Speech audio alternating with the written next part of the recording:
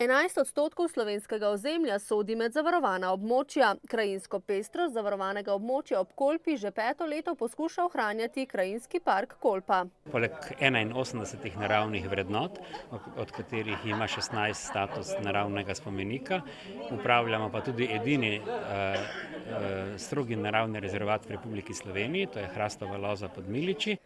K krepitvi zavesti in povečanju znanja o pomenu varovanja narave in biotske pestrosti veliko pripomorejo druženja in pogovori s krajani iz zavarovanega območja, pravi Grabrijan, zato vsako leto pripravijo dan odprtih vrat krajinskega parka. Tudi tokrat so se zbrali v njihovi infotočki v Šokčevem dvoru v Žuničih, kjer so svoje delo predstavili mojstri domače obrti. Tudi skozi en projekt, ki smo ga peljali skupaj z občino Črnomelj, smo obnovili številna znanja, predvsem pa smo zagotovili našim mojstrom certifikate DUO, certifikate domače in umetnostne obrti. Nekatera že skoraj pozabljena znanja ljudi v parku so vnovič obudili. Naučili so se tudi filcanja volne, postopka obdelava ovčje volne, ki ga prebivalci parka niso poznali.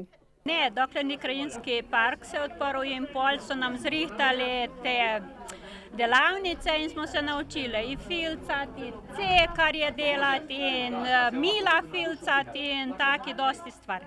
Zato so mojstrice domače obrti zadovoljne z upravljanjem njihovega krajinskega parka Kolpa. Dosti nam je pomoč, tako da gremo mi z njimi in koliko nas potrebujejo, da malo pokažemo, kako se to dela. In kako se živi v parku ter učinkovito varuje naravo, pravijo krajani, ki so dan odprtih vrat izkoristili tudi za spoznavanje belokranjskih orhidej oziroma kukavic, kot jih tam imenujejo.